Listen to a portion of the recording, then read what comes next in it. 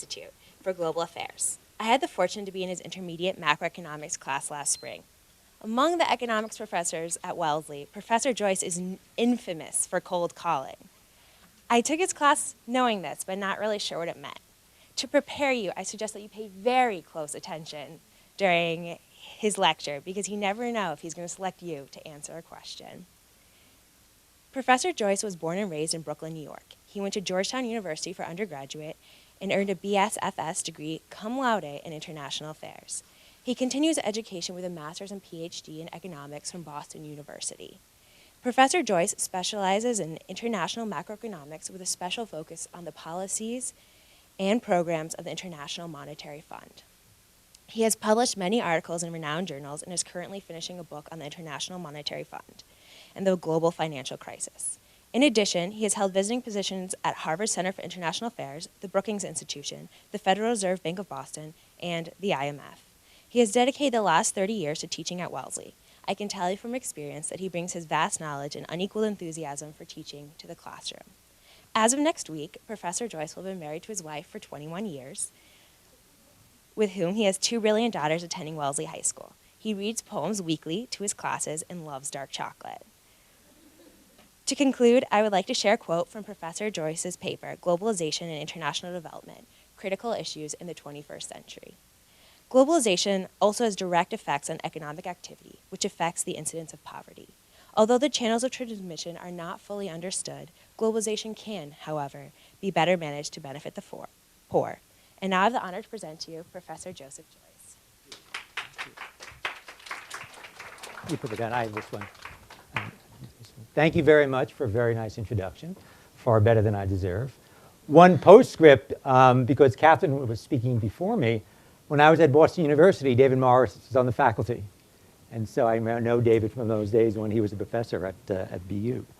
So it's a great pleasure to be here this morning. And a little bit of administrative work before we get started. I noticed while I was sitting in the audience listening that, first of all, we need to ask you to learn to project and speak loudly when you have a question or an answer to a question. So we're going to ask you to keep that in mind now as we go forward. And if you forget, don't worry, Joanne and I will remind you and remind you and remind you.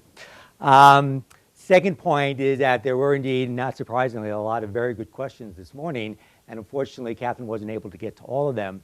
We're going to ask you to kind of self-monitor as we go forward, that if you asked a question at one period, you allow someone else to ask the question in the next period, so that everybody gets a chance over a day or two to ask a question, simply so we can kind of spread around the opportunities. So it's not a big deal, but simply kind of think about it. If you've already asked your question, maybe let someone else ask the question in the next period. Okay? So let's get started. What I'd like to do today is, at the beginning of the Institute, kind of talk about some general concepts that deal with issues that you're going to be investigating both here in this room and in your own work with your teams. So what I'd like to do is talk about, in particular, global public goods. And obviously, I'm going to define that for you. And to do that, we're kind of going to go through 4 stages.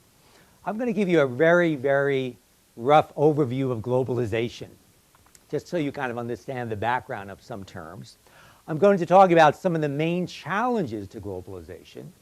And then I'm going to talk about global public goods and what they are. And then I'll talk about IGOs, NGOs, and INGOs. And again, don't worry, I'll explain what those are as we come up to them. And the particular file of this presentation will be available to you. So certainly, if I say something of any interest, you can write it down. But please don't feel the need to have to write down everything, because you can always go to the file if you're interested in something particular and look at what I said during the presentation. Okay? Last thing I'll just mention as we go forward is, as you know, in our last week for your presentations, Jim and Elaine Wolfenson are coming to campus. And the first day when they're here, Joanne and I have been talking about how best to kind of integrate them into the Institute, because, of course, by that time, we all will have been with each other for 2 weeks. And we thought that one way of doing this would be, at the very, very beginning, before you begin your presentations, to call upon, to ask some of you to talk to Jim and Elaine and tell them about what you heard and learned over the first 2 weeks. So someone, for example, could kind of summarize very briefly what Catherine talked about this morning. And someone else could talk about Charlene's presentation tomorrow. and someone else might talk about the panel presentation on Friday. So I don't think we need to go through every single presentation for Jim and Elaine, but I thought it might be kind of fun for them to hear about what you heard over the first 2 weeks. So with that as background, just realize that we have to figure out the mechanism for deciding who does what, but we will ask you to kind of talk about that when they come to campus in 2.5 weeks. So let's get started in our presentation. So as I said, I thought it'd be kind of fun to talk about a chronology of globalization. That's a topic and a word that's used a lot. I'll give you the economist definition, fully cognizant of the fact that it's not the only definition, and I'm not claiming it's the best definition. I'm simply claiming it's the one that economists usually think of when we use that term. And by globalization, that's obviously a process which in a sense has gone on for as long as there's been human history. Globalization probably began when the first people walked out of Africa. But when we use globalization now, we use it in a slightly more technical sense. And we think about markets in products and goods and services, markets in financial assets, and the labor markets that exist in countries. And how over time countries have opened up their borders so that people from outside the domestic country can enter these markets, and domestic people can go to foreign markets. And as a result, we see the evolution of international trade in goods and services. We see financial flows as people buy and sell financial assets around the world.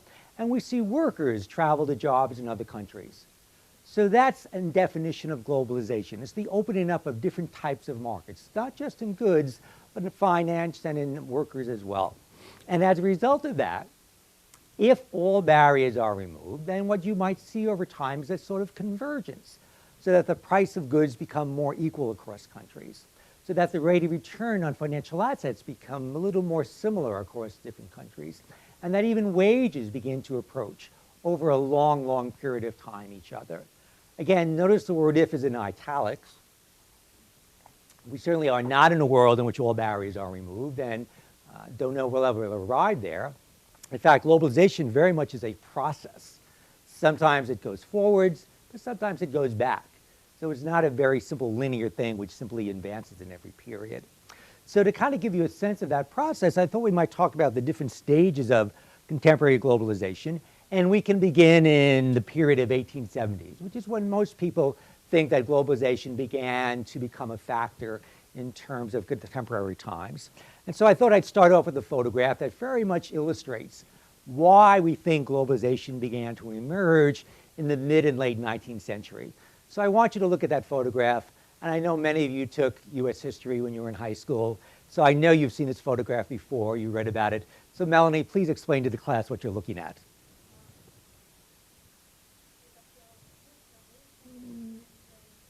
Yeah, we got steam engines, very good. You're absolutely right. So steam engines become a factor, in particular in terms of railroads we see there. But Kaylee, what particular thing do you think we might be looking at? It is indeed two steam engines. She's right about that.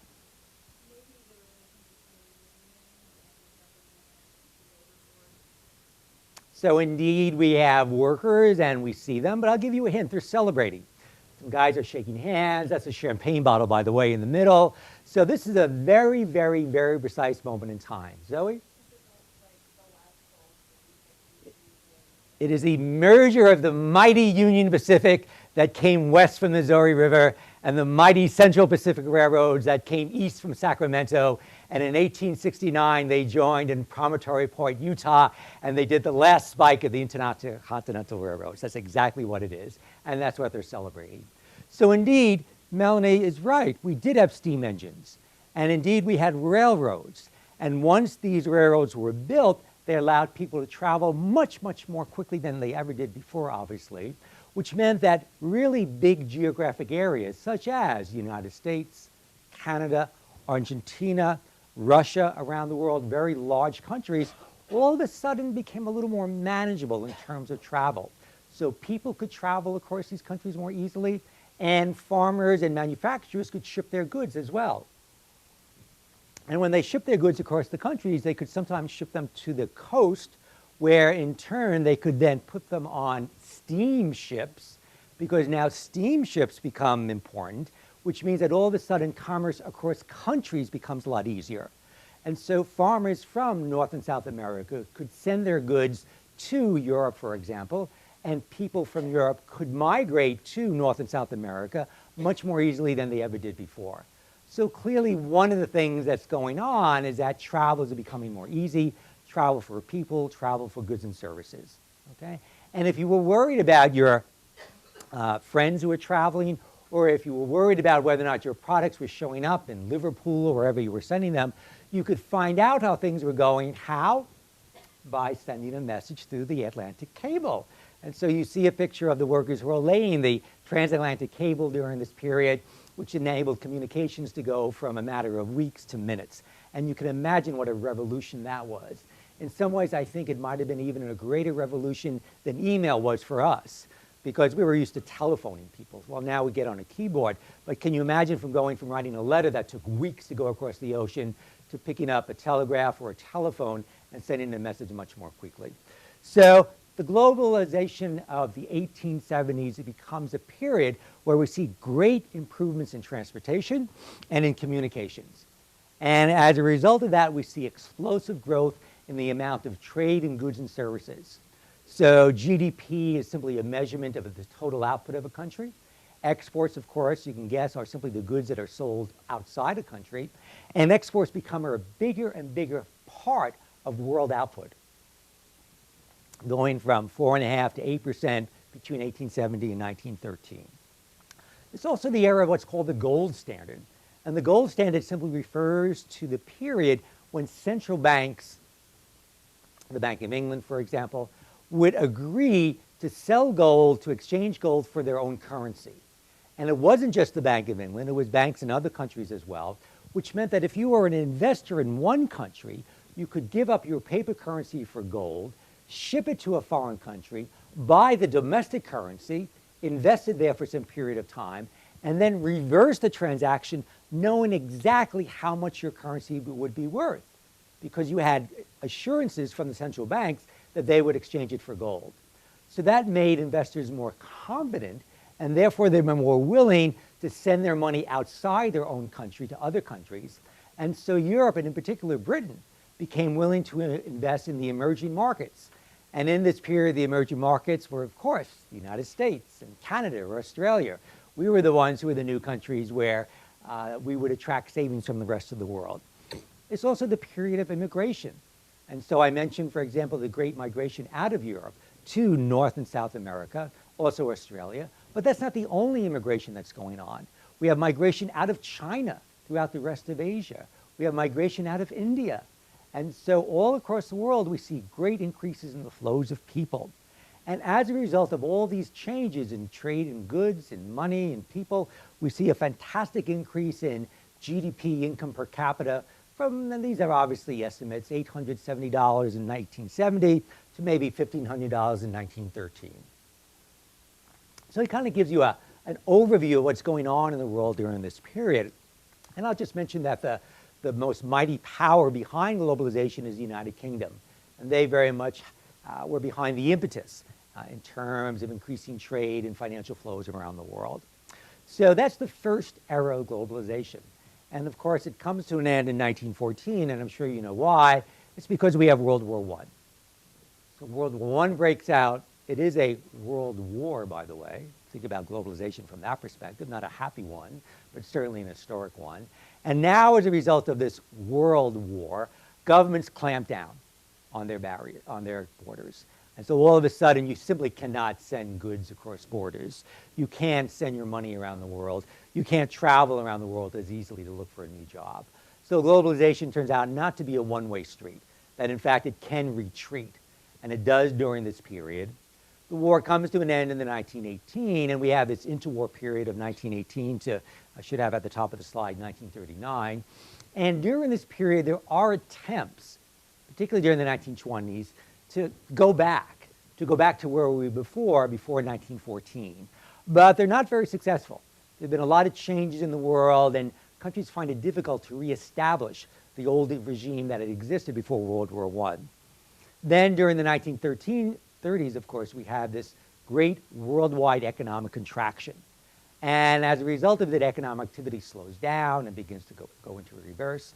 And because of that, governments try to insulate their economies from what they regard as foreign events, foreign shocks to their domestic economies. And so we see barriers on trade flows and barriers on financial flows. And now countries and governments literally are retreating from globalization. So again, evidence that globalization works both ways. It can go forward, but it can go backwards. We see the rise in power of very different people. In the United States, Franklin Delano Roosevelt. In Germany, of course, Adolf Hitler, Joseph Stalin. In Russia. So clearly, each country is responding in a very different way to the challenges of the global economic contraction in the 1930s. And as a result of the actions of these people, World War II breaks out in 1939. And again, I would point out it's a world war that exists. And so during 1939 to 1945, once again, we're plunged into a war. And roughly after a couple of years, the Allied powers began to realize that they were probably going to win the war.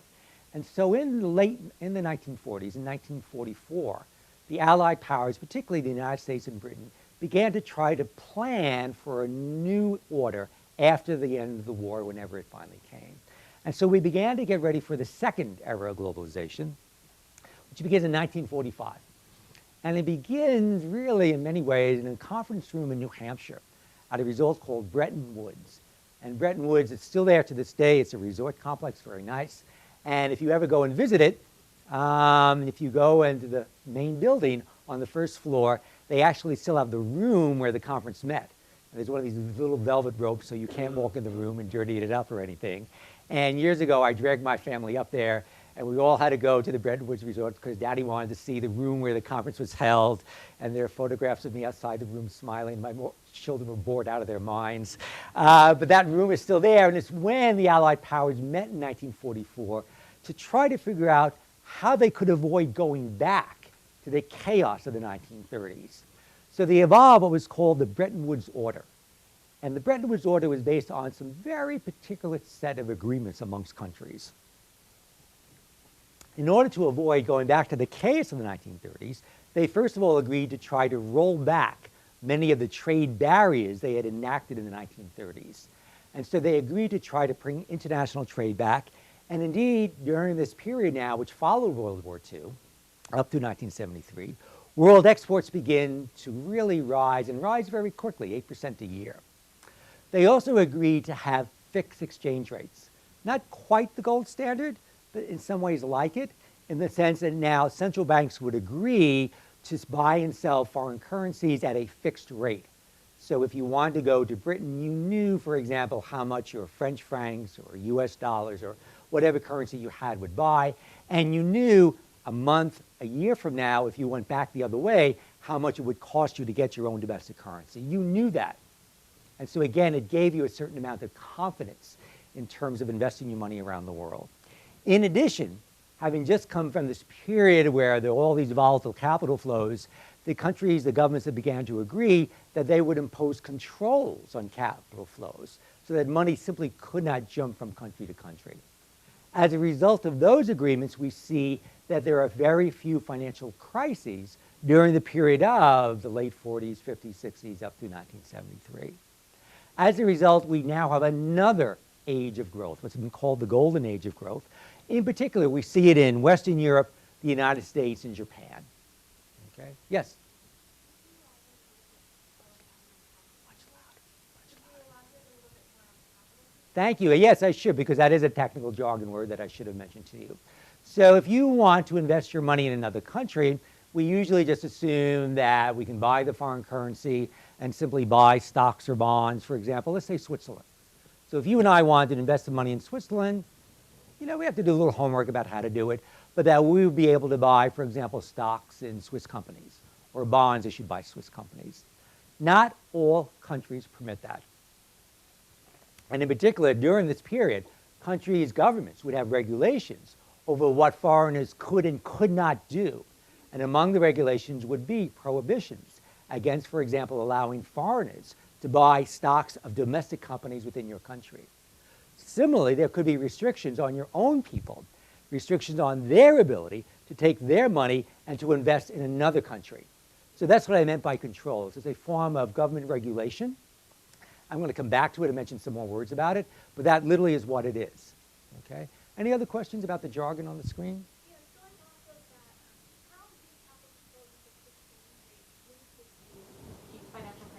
It slows down the system.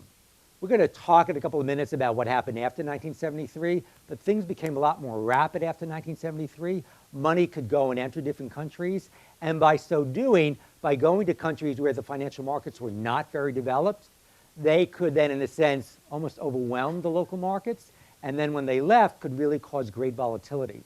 So in about 5 or 10 minutes, I'm going to talk about East Asia in 1997, where foreign money came into places like Thailand, but came out very quickly, and in a sense overwhelmed the abilities of the Thai authorities to keep order and stability in their own markets. That's what they were trying to avoid then. That's exactly the point of the capital controls, to stop this flow of money across countries, which they had also seen in the 1930s. So they came out of the 1930s when financial flows had been disruptive. They wanted to slow them down, and it's exactly what the financial controls, capital controls were doing during this period. Okay. So as I said, we see enormous growth during this period, partly because there are a few crises, because the capital controls are working.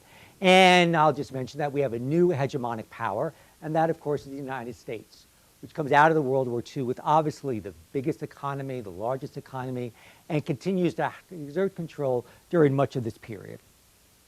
So that's the second era of globalization of 1945 to 73, and it breaks down around 1973 for a lot of reasons that we could talk about it another time, but that Bretton Woods agreement began to unravel.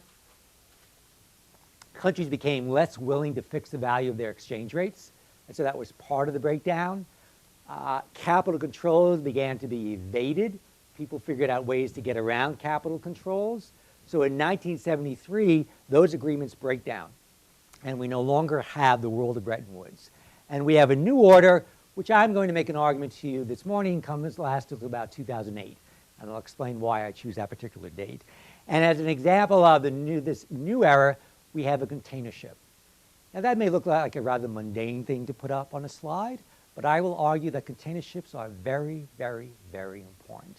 They led to a further expansion in world trade as transportations dropped even further. You could use container ships to ship much more goods on one ship, which meant that shipping costs went down a lot. And so all of a sudden, GK became even cheaper. And we began to see ships crossing the ocean, for example, from Asia to, for example, California. And all of a sudden, Walmart started carrying lots of goods from China. So the container ship became a good symbol of this new era of globalization. We see many different types of exchange rate regimes. We see some countries allowing their exchange rates to be determined on currency markets, where people buy and sell currencies all day. And so the US dollar may drop up and down over the course of a day. Other countries continue to fix the value of their currency. So the Chinese authorities pretty much keep a handle on the value of the Chinese currency in terms of other currencies. And all that is permitted in this new world order of post-1973.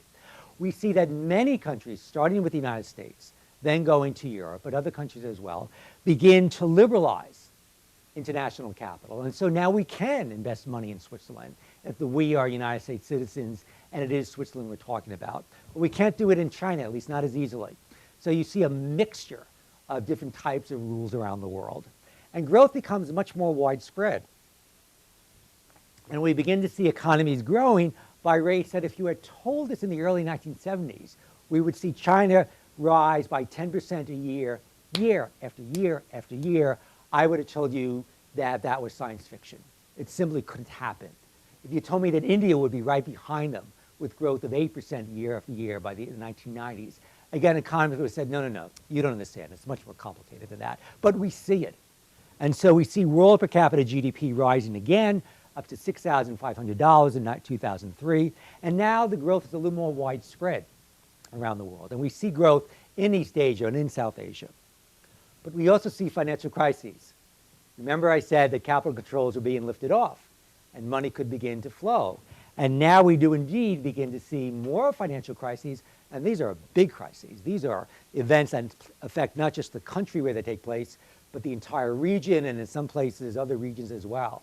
And so among the countries where you have major crises are Mexico in 1994, all of East Asia, basically 1997, 98, Russia in 1998, Brazil in 1999, Argentina 2001. Now there's one interesting feature about the list of countries that I just reeled off, which is what?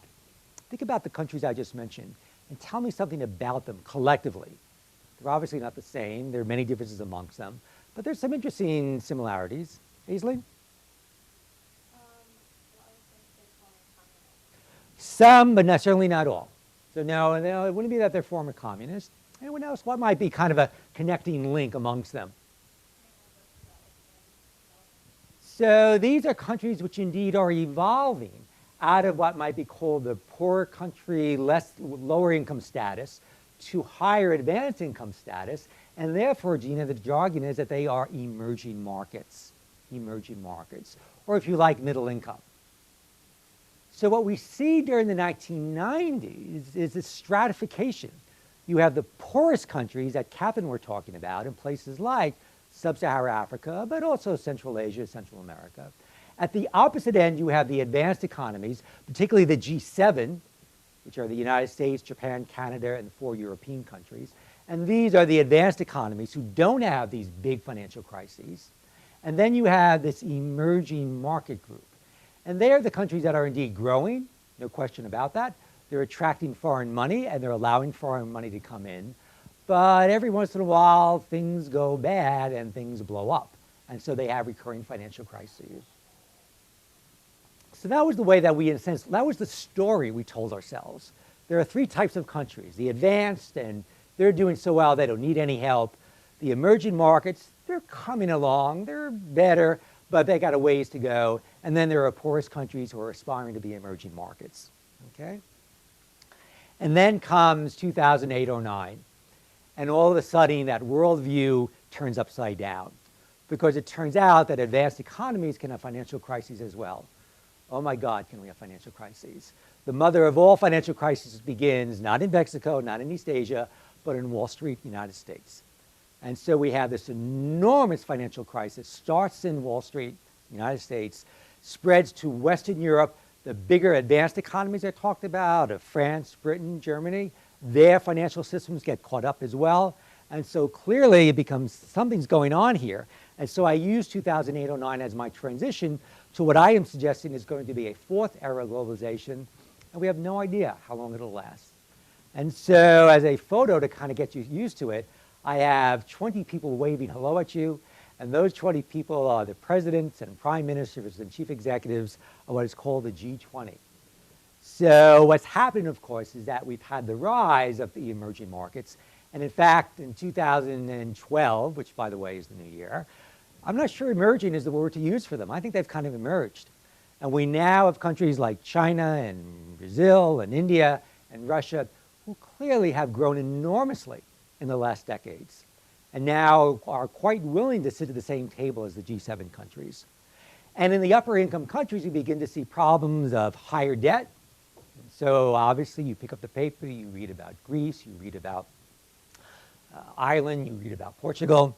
And we have aging populations, which means that healthcare systems are going to be used more widely in these countries. And all of a sudden, these upper income countries begin to look not quite as good as they might have just a few years ago.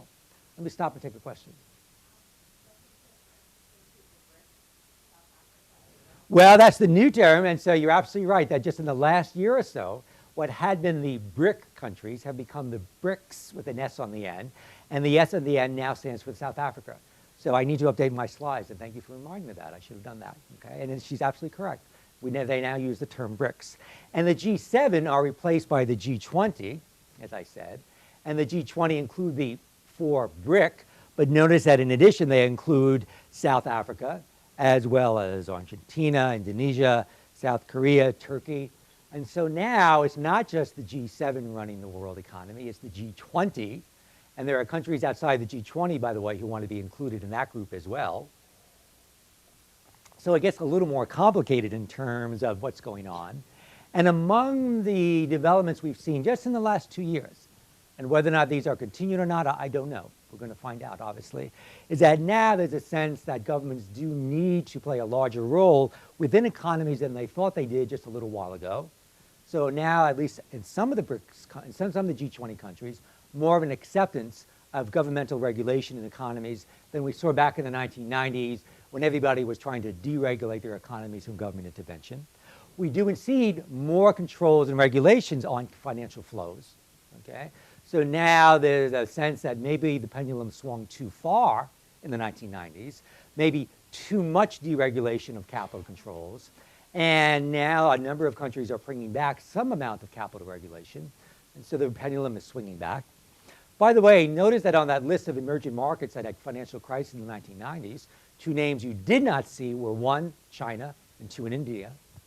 They were countries that retained capital controls during that period, and now in 2009 are basically in the position of saying to other countries, it looks like we had the right instincts by not allowing our financial markets to become totally deregulated before they were ready to be so. So notice kind of a way of looking at the world, okay? So a number of changes. How long this new period will last, I have no idea. We're going to find out over the next decades, and you will obviously be part of the answer in terms of how it evolves.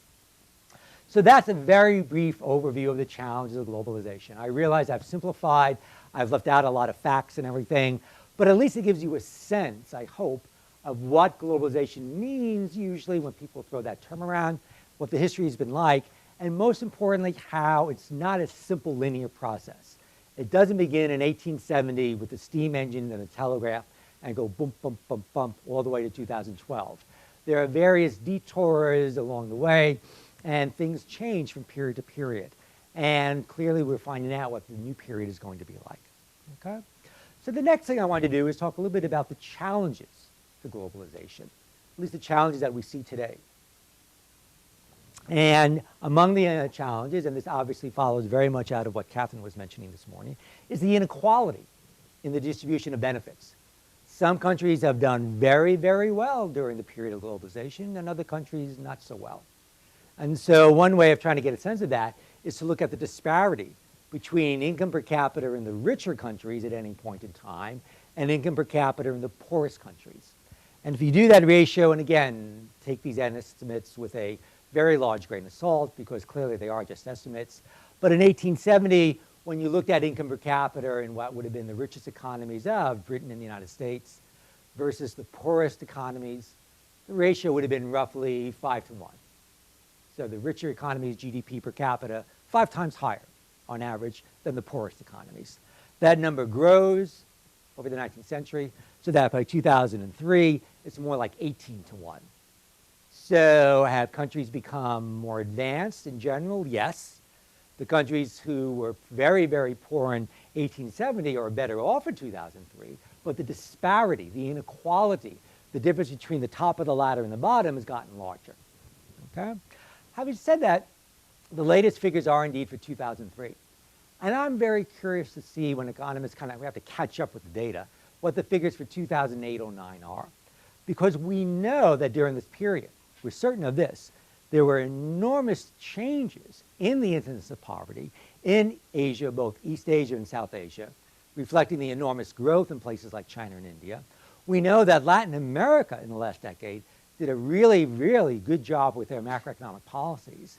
And as a result, poverty went down in those countries. And I was quite interested that Catherine mentioned Brazil as a really good example of a country that has grown enormously, still has poverty. Let's be very clear about that. Still has poverty, but much more is now trying to handle it itself with its own unique policies within Brazil. And serves as an interesting example of how you have a country that's grown richer and is trying to figure out how do we deal with poverty that exists within our borders. And a lot has happened in Africa. And let me emphasize that if we compared Africa of 2003 and 2008, I think we see a lot of very interesting differences. That yes, there clearly are very poor countries, but we have other countries that have come a long, long way in the last 10 years. Places like Ghana are showing political stability, are showing good economic policies, and are showing real advances. And so I have the 2003 date up there, but like I said, I'm dying to find out what the 2008 figure would be, because we might see some very interesting changes as we go forward. And of course, the international governance has been tilted towards the G7. I've said to you that's changing, but it isn't completely changed. And Catherine mentioned governance within these international institutions. Just one charming anecdote. The IMF, International Monetary Fund, which deals with financial crises, and the World Bank that you heard about, were set up at that Bretton Woods conference back in 1944 up in New Hampshire. So they go all the way back over 60 years, 65 years. And at that conference of countries, of the Allied powers, there was an agreement that the head of the World Bank would always be a US citizen, and the head of the IMF would always be a European citizen, West European, to be precise. Now, maybe that agreement made sense in 1944. Maybe, I don't know.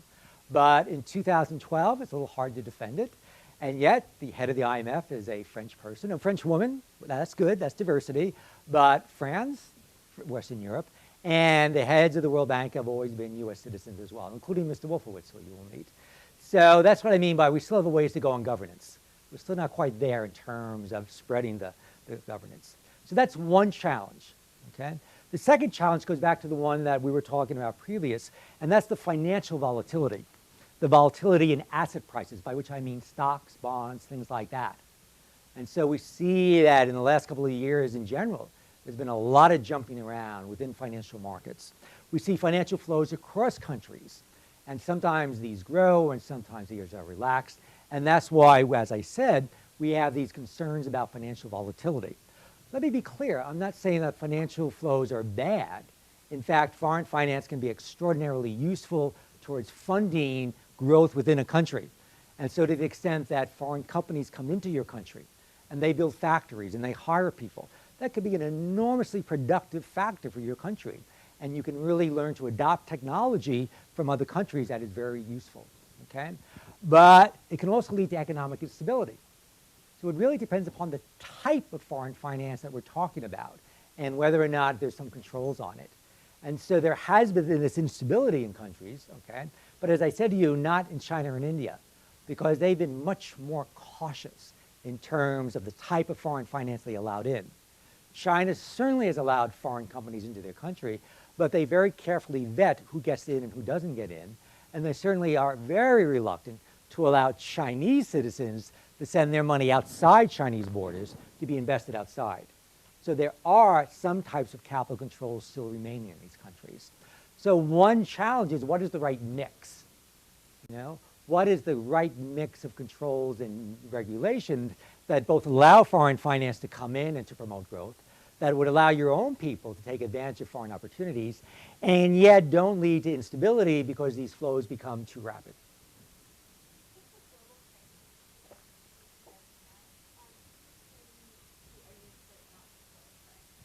For what?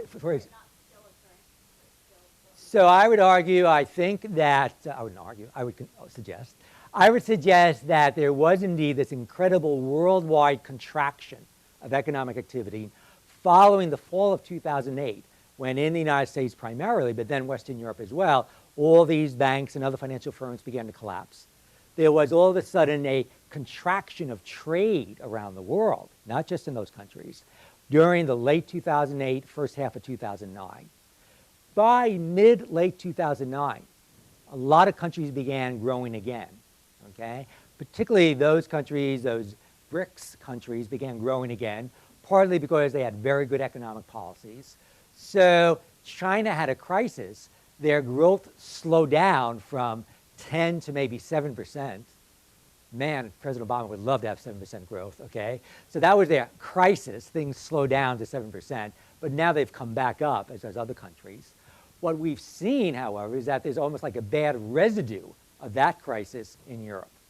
Because within Europe, the crisis revealed fault lines among the countries, particularly obviously in Greece, but other as well. We can talk about, as I said, Ireland and Portugal. We can talk about Spain. We can talk about Iceland, where these countries all of a sudden came out with, if you like, the world's worst financial hangover.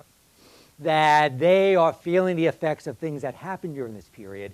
And so we are having a crisis within Europe. And I'd be happy to come back and talk more about it next week when I am bringing in the world's greatest economist, Tequila Warapana, who many of you know is going to come in and join me to talk about the Eurozone crisis. I'm just showing up to listen. And another friend of mine, a woman, Rebecca Brow, who's an economist who works downtown in Boston, who runs a very, very well-known macroeconomic blog and spends a lot of time talking about Europe. So they're going to be coming in next week. So can we come back and talk more about it then? Because it is a very important question and a very good one to think about. Okay? So that's the global crisis of 2008-09. And the question I raised with you about financial flows, and then we'll finish for now, how do we get the benefits without incurring more risks? And I'll simply repeat Captain Marshall, it's complicated. on that one, okay? And the third challenge, and the one I want to actually spend more time on, is the fact that economists are well aware that the pursuit of individual welfare that market economies allow people to have may not always contribute to what we call collective welfare. Mayer Olson, a very, very talented economist, very smart guy, died tragically young. I think if he had lived another 10 years, he would have gotten a Nobel Prize. He certainly deserved one. Wrote about these issues very fine. You'll survive the next 5 minutes, okay? I remind you there's no pop quiz this afternoon. But all I want to do is just kind of throw out a few concepts that are going to be very useful to us. And that's to think about any good that you buy. And any good that you buy is most probably going to be characterized by two features, one called rivalness. And rivalness simply means that when you have a good, you have it, and you get to enjoy it, and other people don't. So if you buy a nice lunch for yourself today, you eat the lunch, and no one else eats it. There's also usually excludability, which means that the person or firm that sells it to you and not to anyone else, as long as you have the money that they are requesting for. And those are the types of goods that you and I buy all the time and usually don't think about it. So things like food and clothing are goods that have rivalness and excludability. We buy them, we use them, they're ours, and that's the end of the story. But there are other types of goods called public goods. And public goods, as you can probably guess, are not rival. In fact, they have non-rivalness, which means more than one person can enjoy it simultaneously. And they have non-excludability, which means that if they are provided, they're provided to all. So right away, we're not talking about something that I buy in a store and take home and use. We're talking about something very different. And so my first example, which I think is a rather simple one that you'll get the point right away, the lowly traffic light. Or in this case, not quite so lowly a traffic light. That is by far the world's most complicated traffic light. But think about the plain traffic light. So you're driving through Wellesley Square, and you're coming up to the square, and there's a traffic light there. And you are assuming that it is indeed non-rival, because God help you if other people are looking at the traffic light at the same time that you're going through the square. So clearly you hope that everybody can enjoy the traffic light at the same time. In addition, once the town of Wellesley decides that they are going to put a traffic light in the square, they have to allow everyone to use it. They can't have some system in which those of us who pay our taxes get to use it and others don't. It doesn't work that way, at least thankfully, not yet, okay? So a traffic light is a very nice, simple example of a public good. It can be used by many people simultaneously, and once it is provided, it's provided by all, okay? That's a public good. So public goods are examples of goods where there is non-rivalness and non-excludability, and the problem with public goods is that we have what's called market failure. The private markets simply don't provide those goods. Consumers have absolutely no incentive to buy the good. Why? Well, if someone else is going to get it, because of non-rivalness, I get to enjoy it at the same time. So why should I be the one to go out and buy it? In addition, firms have no incentive to produce and sell it, because if they provide it to one, they automatically provide it to all. And how are they ever going to make up their cost if they only sell one unit of the good? So right away, there's a lack of incentive for consumers to buy it, so there's no demand curve. There's no private supply curve because firms don't want to supply it. So that means there's a role for governments, because governments can compel us to pay our taxes, take the tax revenue, and provide the good for all the citizens. So a market failure is a failure of private markets, and they obviously open up a road, a place, if you like, for governments to come in and for governments to do things that perhaps markets were not doing at all, okay? So that is the definition of a public good. Simply a good that has these interesting characteristics of non-rivalness, non-excludability. And if you have a public good, you can certainly make an argument that a government might be the appropriate source of providing the good, okay? All right. Public goods, I gave you some nice domestic example of the traffic light. National defense would be another national public good, but they exist globally as well. So we can talk about global public goods, and global public goods take place when the benefits or the cost extend across borders. And so once all of a sudden you have something where the ability to enjoy it depends upon the actions not just of people around you, but the actions of people far away, now we're talking about global public goods. So that is the global public good. It's a type of public good which in a sense extends across borders. And that means that the benefits are going to be shared by many people, and it means, however, it has to be provided by more perhaps than just one government. Okay? So classic example, a clean environment. If you think a clean environment is a public good, and most people do, then right away I'm sure you can see what the problem is going to be. Pollutants can travel very easily in the water, in the air, and as a result can affect many different countries. So if you really are serious about controlling the environment, you can't do it just within a country. You have to think more broadly than that. Okay? Within the last couple of years, I think financial stability has become another example of a global public good. I think we've become even more cognizant in the last 2 years than we were previously, that if there's financial instability in one area, that you can have that instability transmitted across borders to other areas as well very quickly. So you might think of financial stability as a global public good. It's not enough to say my country has good regulators and good supervision.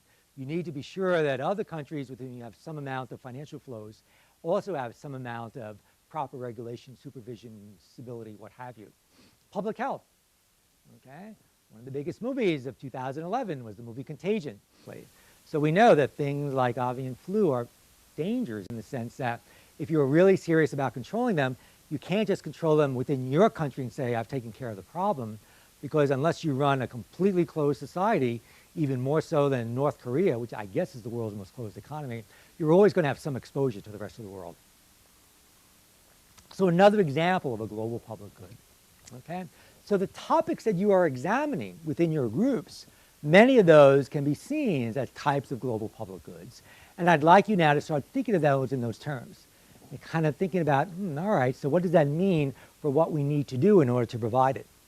Because I said that governments do provide public goods, and they do within countries, but how about on a global basis? You can have a type of government failure on a global basis if one government thinks that another government is going to go and actually provide the good. Why should my government tax our people to do it when I know the neighbor is going to do it? So you have failure that can exist on a global basis amongst governments. There's no guarantee that governments will indeed cooperate to provide the good. Okay? If that was true, then you might have a situation where no one provided global public goods, because every government would be trying to be a free rider. Now, we know that literally speaking is not true. We know that there are examples of where joint action is needed, that governments may indeed pool their efforts. And so, for example, in cases like pollution, you'll see regional agreements between different groups of countries trying to do something about lowering the amount of pollutants that come across their borders. So countries know they have to cooperate. They can't always sit back and allow some other government to actually provide the good. So we do have cooperation among governments. But it depends upon the situation. It depends upon what we call the incentives. Why is it in a country's interest to actually engage in some type of cooperative action? So one thing you get to do as you talk about your individual task is ask yourselves, are there incentives for governments to help cooperate, to come together, to provide the particular thing that my group is acting? If not, what could we do to provide an incentive? And now let me just remind you of one thing. Being Wellesley students, I always have to remind you, there are no grades this month. You don't have to worry about what is the one right answer. I strongly encourage you to think outside the box, to come up with answers to the questions I'm raising with you now that are ones that perhaps other people haven't come up with yet, but you shouldn't feel in any way inhibited about trying to be creative. And that's exactly the type of thing we want you to do as you do your group presentations. Be creative. Think about this issue about governments perhaps not always providing global public goods. And what could we do to try to encourage them to do more along those lines? Okay? So those are global public goods that are provided by governments. Now, there are some assistance given by, yes, there's more jargon, intergovernmental organizations, IGOs. And an IGO is simply some form of organization which has been established by governments for a particular purpose. And many times the particular purpose will be to provide or to assist the government to provide a global public good. So IGOs are these international agencies which bring together people from many different countries to work together on providing some type of public good. They literally many times have what we call secretariats, if you like, or organizations to perform the work. They do things like providing information. They try to resolve coordination problems amongst governments in terms of who's going to do what. They basically lower the cost of collective action. And so IGOs are very good at helping to think about what can we do to provide incentives to make it easier to provide the IPGs, the international public goods. Some examples, and I could give you many more, but of course the UN might be the most well-known example of an organization that's devoted to political stability, to peace, among other things. The IMF, the International Monetary Fund, I mentioned before, seeks to promote economic and financial stability. The World Bank, that obviously you've heard about already this morning, seeks to promote development, although they've also gone into other areas as well, including environmental issues. The International Organization for Migration, now I bet you never heard of them. There is an IGO, that's their name, and as you can guess from their name, they try to work with governments to try to regularize migration of people across borders, not goods, not money, but people. So there's the International Organization for Migration, the International Council for the Exploration of the Sea. Think about the seas as being obviously public goods, where there are all sorts of resources, we think, at the bottom of the ocean, including things like oil, but other types of minerals. And think about the type of battles you could have across countries as everybody tries to rush in to claim some portion of the ocean to say that we get the right to harvest the resources. So the Council tries to help facilitate exploration, tries to get countries to agree to, in terms of the borders, what have you, that will be used in order to divide up, okay? I could give you many, many other examples. And yet it may be that when you do your particular good, you're not happy with the IGO that currently exists, or you think there's one that's needed that doesn't exist. Fine. Think up a way of reforming the current IGO that you think is not doing a good job. What could be done to make it do better? And you're allowed, once again, to come up with any type of incentive you like. And if you think one is needed that doesn't exist now, make it up.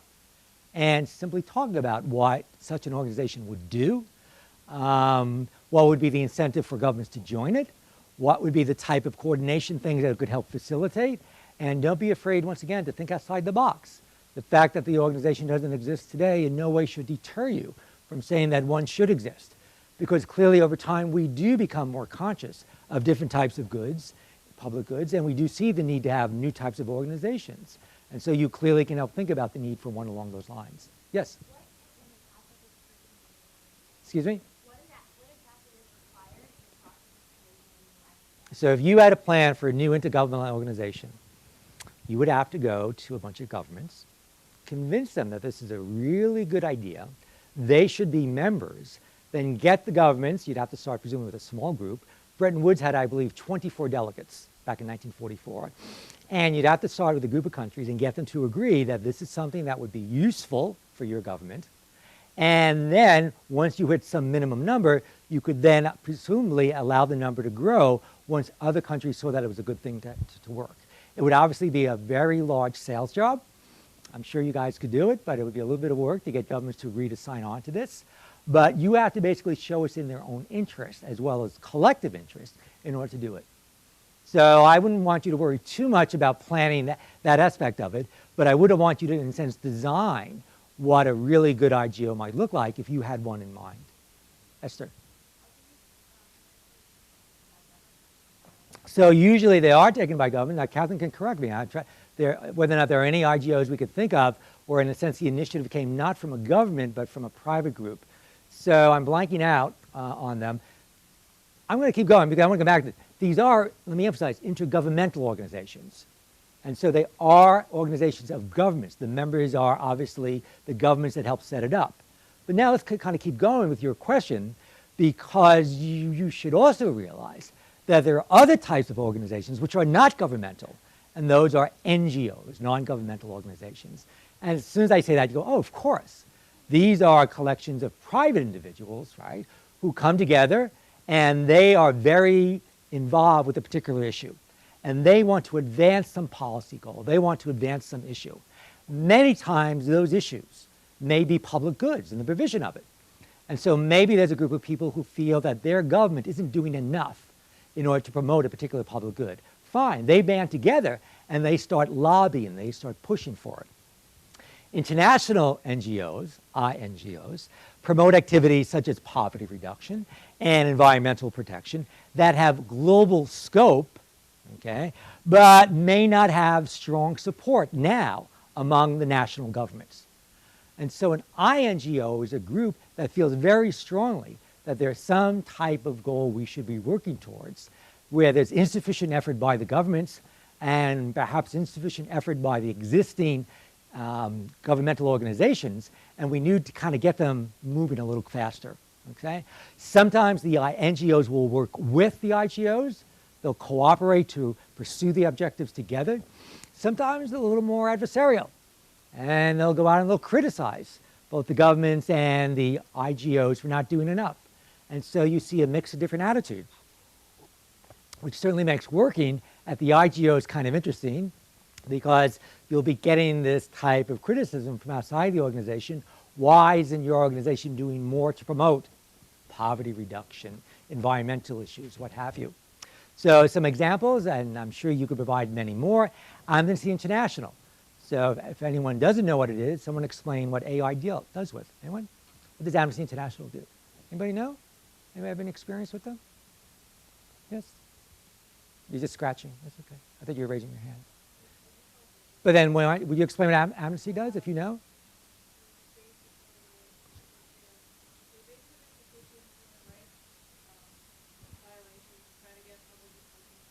Very good.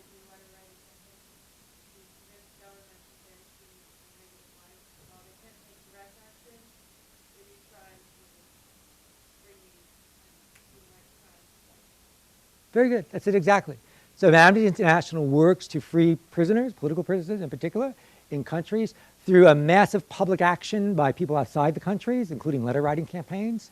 You will meet the new director of Amnesty International in a couple of weeks. She is coming here to meet with you and James Wolfenson and Madeleine Albright. And she obviously will talk about these issues from her point of view. Okay? So that'll be an incredible opportunity to meet the brand new director of Amnesty International. Oxfam. What does Oxfam do? Anybody? What does Oxfam do? Anybody know? Ever deal with them?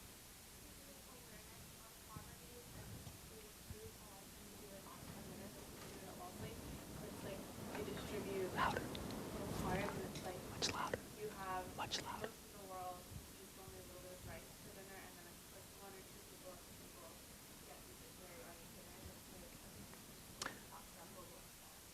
So Oxfam, very much an international organization, very much devoted to development issues, works very hard at raising consciousness, both among people, but also amongst governments, as well as the international organizations. Last year, we had the head of Oxfam USA was on our campus to talk about foreign aid. And so we've had them come to our campus as well. And the third one, come on, somebody must know what Greenpeace does. Talk about adversarial. What does Greenpeace do, Kaylee?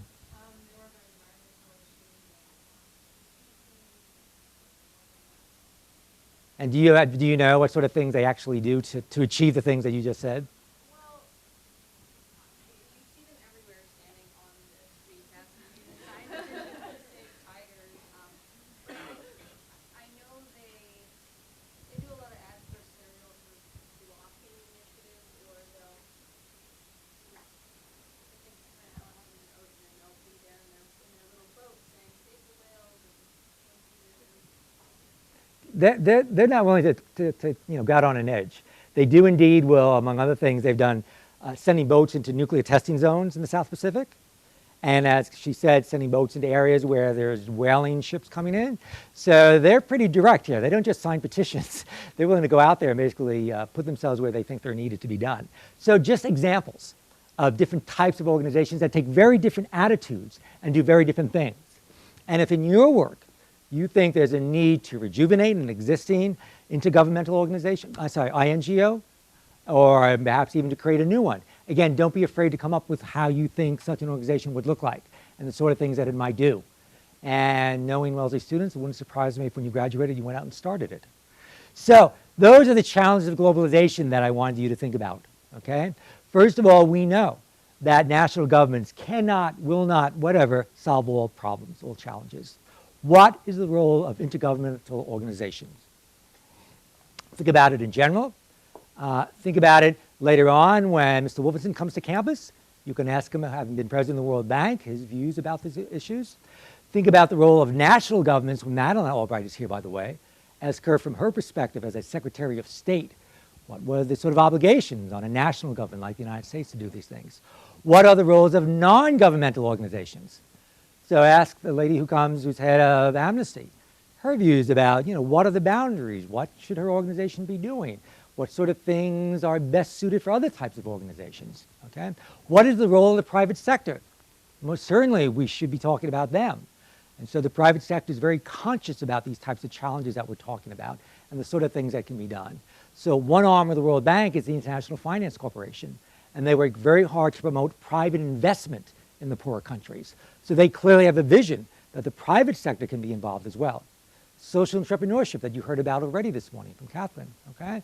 What are the role of social entrepreneurs, people who run businesses and then take the profits and devote the profits to some type of cause, some type of goal that they think needs to be funded and is not receiving enough money out of private funding, out of private donations? What's their role? Should they be involved in your particular task, the one that you and your group are going to be talking about? And finally, of course, what is your role? Now, the good news is that you don't have to sign any contracts. You don't have to agree you're going to spend the rest of life dealing with any particular challenge. But I think what we'd like to achieve, Joanne and I, over the next couple of weeks, is your awareness of what some of these challenges are, your awareness of the different things that can be done, because there is no one right way, the different types of things that can be done by different types of organizations. And finally, at the end of the 3 weeks, maybe just a little more sense from you by yourself about the sort of interests that you have. Because obviously different issues, different types of organizations will resonate in different ways with each of you. And again, I'm being serious. We don't expect you to finish at the end of the Institute and know exactly what you're going to do over the next 10 years. But if you at least walk out of the 3 weeks and say, all right, I got a better idea in my head of the things that should be done in the world and the sort of things that maybe I can see myself doing. And if you get that sense out of the following 3 weeks, then I think you'll really have gotten an enormous benefit for yourself. And I think that it's a very useful thing to have at the end of the 3 weeks. Okay? So if nothing else, you've gotten an enormous amount of jargon in the last hour and a quarter. You can go home and call your parents and for an hour just regale them with the first era of globalization and non-excludability and, all sorts of things that will just make their eyes glaze over. But at least you and your fellows can at least have a sense of what these things are. So that's what I had, and we have a few minutes for questions. So, well, you're right in the middle. Yeah, they're kind of. I wanted to ask you something about your sort of eras of globalization.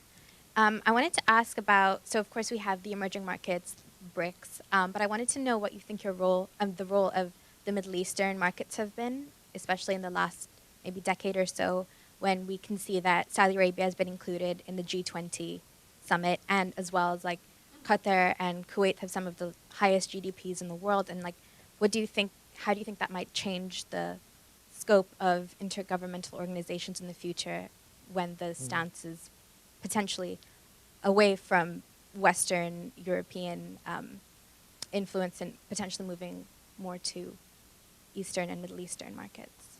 It is very clear that the events of the last year, the so-called Arab Spring, are going to resonate for the next couple of decades. And where they take those countries are things that you and I can only speculate about. But it's very clear that there is an explosion across that area that is going to lead those countries to, we hope, grow economically. And as they grow economically, the ones which are not all exporters, by the way, the ones I'm thinking about, to obviously take a larger role in the world economy. And the country I'm thinking of as you're talking is Turkey. Clearly, Turkey is an emerging market. That's a very important emerging market that has a very important role within the G20. The question now is, to separate the countries, what will the Kuwaits and Saudi Arabias, which are relatively well off because of oil, what position are they going to take as the world economy grows? But are there going to be other models besides Turkey for countries which are not all exporters, but are countries that do develop what we might call more modern economies? And again, it'll be fascinating to see where Egypt goes, because clearly Egypt could be an extraordinarily important country from the Middle East in terms of exercising a voice, a role, if you like, at places such as the G20 plus, whatever the next version of that is going to be. I think about Syria, which right now is racked in internal disputes and, things look pretty bleak in terms of what's going on. But if that country can evolve, we know it's a country of great entrepreneurs who, if they ever began to be able to act on a larger basis, that we can see Syria growing very quickly. And we could go through many other countries.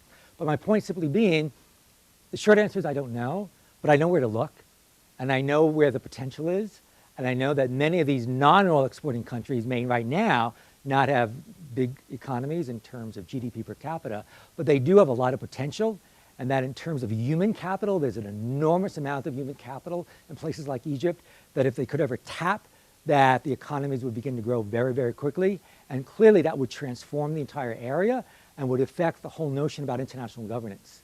So 10 years from now, I'll have a better answer for your question. Maybe Zoe next, yeah. Talk a bit about how if there's like a joint action necessary, some governments might decide not to participate because of whatever provisions are included. Are there any instances of, like for instance, the Bretton Woods Compromise, provisions that kind of persuaded certain countries to become a part of the compromise? Like what have people done in the past in order to surpass that? So a very interesting contemporary example of where there seems to be, how should we say, an evolving consensus is what to do about global climate. Where we thought a few years ago we had an agreement, then that agreement didn't come about. For a while, people were very pessimistic about any type of international cooperation. And yet, all of a sudden, at the latest meeting that the UN held, we began to see that maybe some countries are willing to come back to the table, by which I mean China and the United States. And so it's very much an open question. Is that an example of where 10 years from now, Zoe, you and I will look back and say, oh gosh, isn't it great that in 2012 they did this, in 2014 they did this, in 2000, they finally got here. Or we're going to look back and say they never got off the ground. And so I think that's the best contemporary example of where it's kind of unknown as to what's going to happen. The second issue, and I don't want to say too much because one of your groups is going to deal with it and I don't want to tell you what to think, but the whole notion about the right to protect, about whether or not national governments have the A, duty, and B, right to intervene in warfare in another country. I think there's been a real change in national thinking. Catherine mentioned Rwanda, for better or for worse. That's a lot of the reason why there's been this change in thinking. You can ask Secretary Albright about Bosnia and the situation there. I think there's been if we compared attitudes 20 years ago with 2012, a lot has changed. Now, some might say it hasn't changed far enough and that more needs to be done.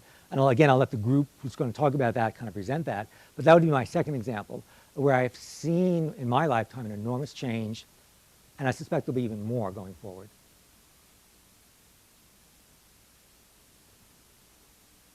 Maybe right there. Oh, sorry. So this has to do with Professor Marshall's lecture too about different narratives when we saw school kids putting up a play against the World Bank, looking like the cruel IGO, I guess.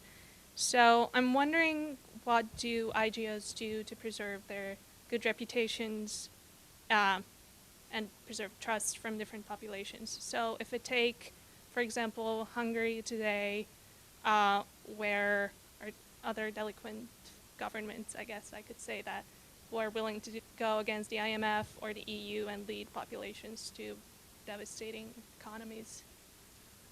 Luckily, I don't work for the IMF, so I don't have to, in a sense, defend their actions. That's a really, really interesting question and a complicated answer. I will say this. Certainly, IGOs have been used by cynical politicians to, in a sense, evade responsibility for their own actions. And so there's no question that the World Bank has been used by some people as an excuse for their own inactivity, for their own bad policies. And I can say that since I don't work for the bank and I don't work for the IMF, I'm outside them. And so I can say that, as someone who doesn't have a vested interest, it's very clear that happens. So I think that's rather important to realize when you hear some of these stories. Number two, I think all organizations over time learn. The one that I'm more familiar with, the IMF, certainly learned from the eras of 1997-98. And I will tell you, in 2008-09, when the world financial crisis began to erupt, the IMF was extraordinarily quick to respond, was extraordinarily generous, and were extraordinarily willing to be much more flexible on conditionality than they had been 10, 12 years earlier in Mexico, Brazil, East Asia, what have you. And I think a large part of that is because the IMF learned a lesson. And I think I can demonstrate that actually in some of their own publications. I've come across that willingness to accept that. So organizations do learn from the past. The issue right now in Europe is really complicated because it's not just the IMF, it's the National Monetary Fund, and you have within Europe splits between Germany, France, the countries that are borrowing money, the European Central Bank, and it's kind of hard for those on the outside to tease out the responsibility for who is pushing what set of policies. Certainly, the IMF has to be affected. Remember, it's an intergovernmental organization, which means that governments run it. And the way the IMF is set up is that there's a weighted voting scheme, so some governments are much more influential. So when the French and the Germans tell the IMF this is what we should be doing, it isn't like the IMF is a separate, distinct entity that can push back and say, no, we can't. There is a certain amount of give, if you like, but in the end, they have to, in a sense, deal with the governments that they have as their members. And that means that sometimes they might be, particularly in Europe right now, going along with policies that they themselves might not always think are the best. It's a delicate compromise, is what I'm trying to say. So I think the European situation is a very complicated one. I have no idea what's going to happen. Again, I want to come back to it next week when we talk about the Eurozone, and we might be able to address it. But I can say, going back just to 2008-09, that the IMF behaved in a way it had not in the decade before. And I would give them some credit for being maybe slow, but figuring out what they needed to be done. And they did it pretty well this last time. Even some of their severest critics from the previous years, like Joe Stiglitz, were willing to admit that the IMF got it right in 2008-09. Time for one last question? That means you're hungry. That's perfectly fine. You've been very patient, so thank you very much.